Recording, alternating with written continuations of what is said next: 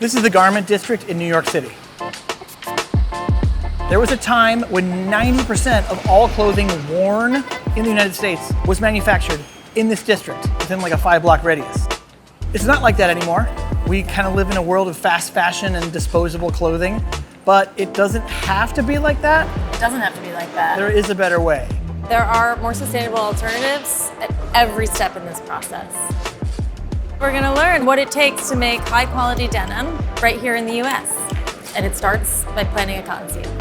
I didn't know that you can grow pants. It's a lot of things you don't know. Well, yeah. You are about to find out. We're going to a regenerative cotton farm.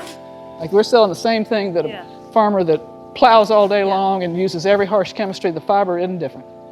We're going to learn all about natural dyes and indigo. At least 99% of all clothing is synthetically dyed. We don't think about it because it's hidden from us. And we're going to visit a denim mill. When I first saw this part of the operation, I came home and I said, honey, I found out why your jeans are so expensive. Yeah. You might be able to see Sarah jump into a 3-story pile of cotton seed at some point in this video. Yeah, is there a possible world? It happens. In the fashion industry, we've gotten used to mystery supply chains where a garment is manufactured across the world somewhere, worn 7 times, and then thrown away. Through an initiative called the Cotton Project, Nashville-based company Imogene and Willie is attempting to do something different. They are attempting to build a transparent supply chain from scratch, proving that you can make quality denim all within a 400-mile footprint. And that experiment begins with a 7th generation cotton farmer. This is very young cotton. Baby, really babies. This is newborn stuff. Here's one coming. See that seed's still on him? And the plant's coming up, but he hadn't been strong enough to kick that dry, hard thing off yet. So I'll help him. You know they're not gonna all come up, so. And loss is just baked into the plant. Loss is baked into the plant. But this, oh, there's the seed, and you see it is, actually, see it's gone soft. There's the sprout that's just juice, it's gone. Oh. Does it make you sad when you see that? Are you emotionally attached? Absolutely. Imogene and Willie said, look, we want to see if we can buy cotton close as possible to where we are in Nashville. Well, there's cotton grown in the South, so they didn't have to go far. Then they wanted to pay a profitable price to the grower for that. They knew they're a high-end retailer. They knew their price points. We are grateful they found us. We have some reputation for some of this regenerative practices. And so we worked together. They said, how much would it be for you to make a good profit on an acre? And I said, well, a good profit, a 20% margin would be X. And they said, all right, that's what we're going to pay. And then I was like, deal.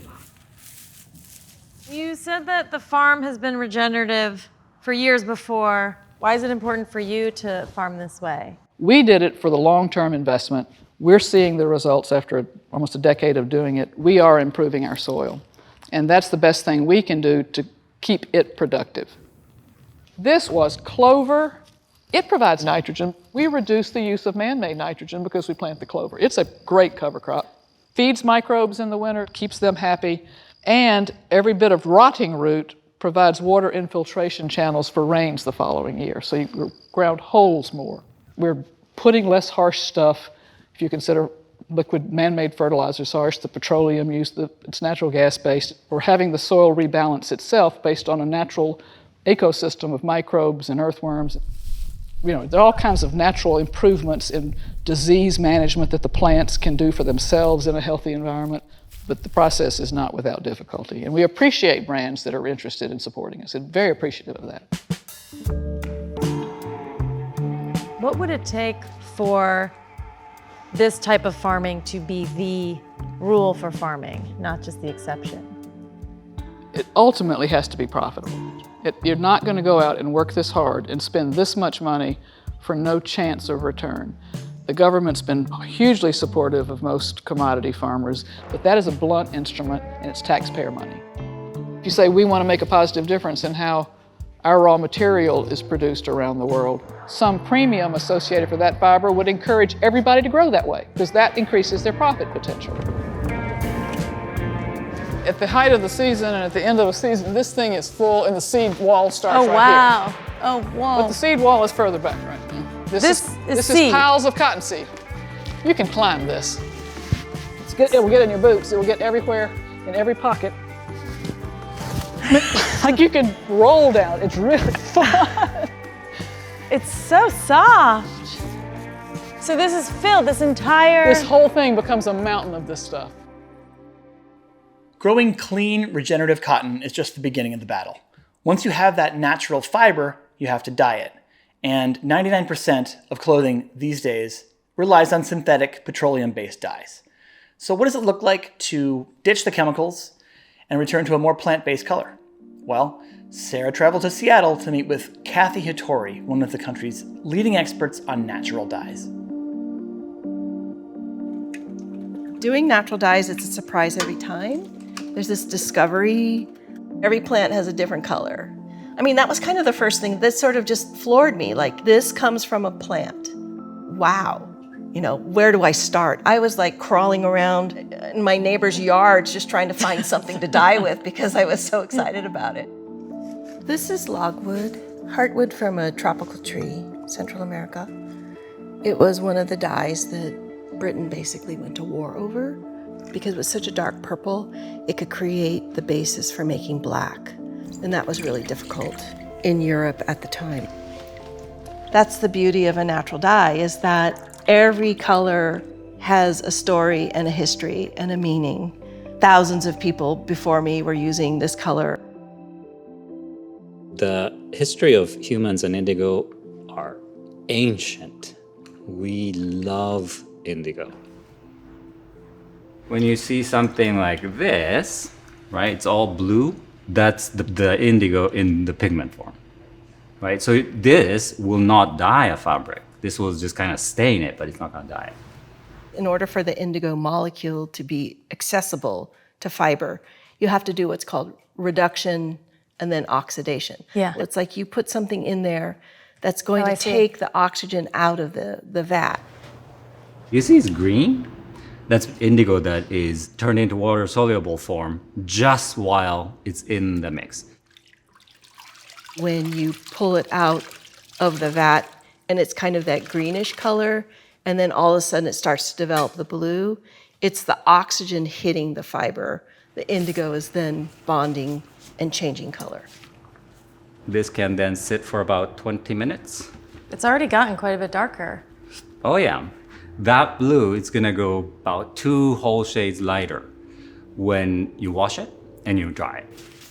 And then if you wanted it to be darker, The way you build up shade is not by making a super dark vat and dipping it for a long time, is to layer them. Sometimes even up to 4 dips if you want it super, super dark. Every time you put something in here, you take it out, there is less indigo in there. So you're not starting from the same vat. Yeah, it gets complicated. oh yeah. Yeah. Indigo is piece by piece. So that's what causes it to be more expensive. It's completely hand done.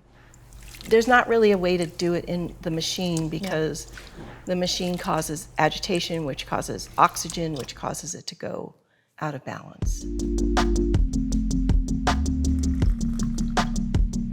Fashion schools are talking a lot more about sustainability, and we get a lot of requests from students. They're very curious about it.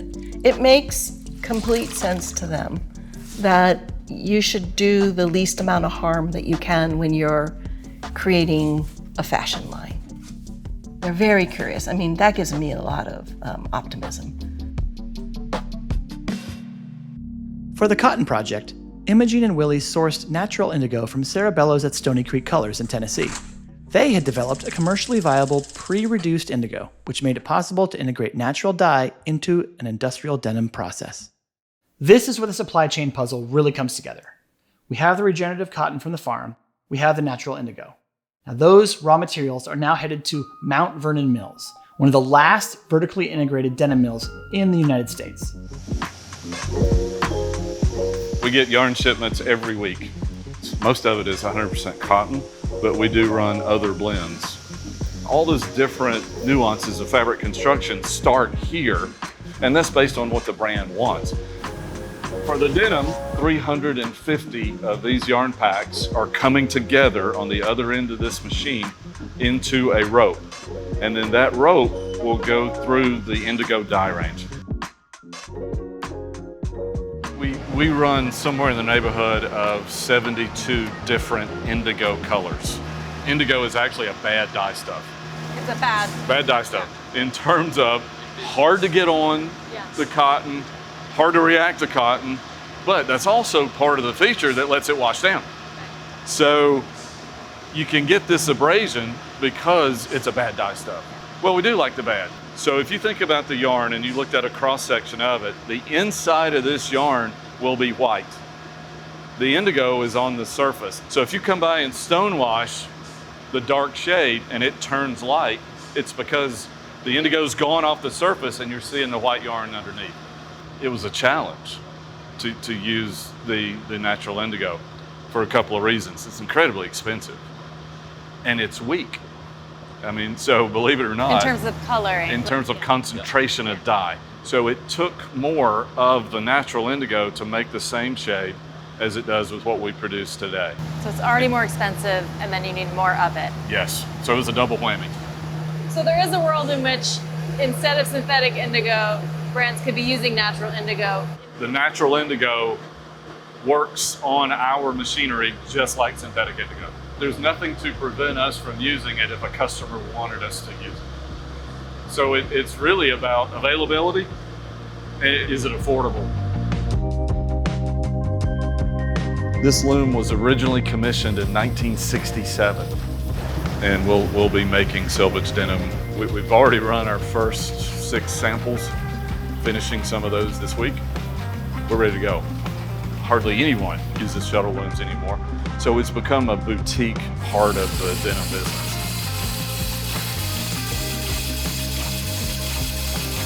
This gives a unique look to the Selvage product, so that's the fun part. This is the condition some of those looms came in. We dug them out of a field. There seems to be an impetus to make Made in the USA again. 1/3 of what we sold in 2025 is brand new business. It's been a long time since somebody wanted a product this bad, this badly. You know, that is a good part of what we're doing here, is being able to make something somebody wants. The farmers or the spinners or the manufacturers, we didn't know how much they'd really want to be like flexible and creative and maybe work on a lower quantity for us. You know, we felt like we were asking a ton of favors, and we kind of were. But the great thing was, like, when they really understood the purpose of the project, they're like, absolutely. They're in. They're in. Yeah. Because they don't know where their work product ends up. In the long run, we have found that this is a model that is scalable within the current pricing structure. Yeah, we went in not knowing, you know, you go do something for the first time, you know, there's gonna be risk. Right. But ultimately, removal of those layers and be able to sort of own and control all the components, even with the premiums being paid, ended up creating a more profitable pricing structure. Wow. But we also hope we can get some of these bigger players to think this way. Right. You know, we're not looking to be the only ones doing this. Like, that wouldn't be good. Not only are we gonna work with Mount Vernon, we need to help them get as many customers as they can. You're also prioritizing quality product. So it's like your customer comes to you, they trust you. The consumer is the one who can make the biggest impact. For sure. You made it to the end of the video. Thanks for watching. Think about subscribing. There's new videos dropping every couple weeks. Think about clicking on one of those.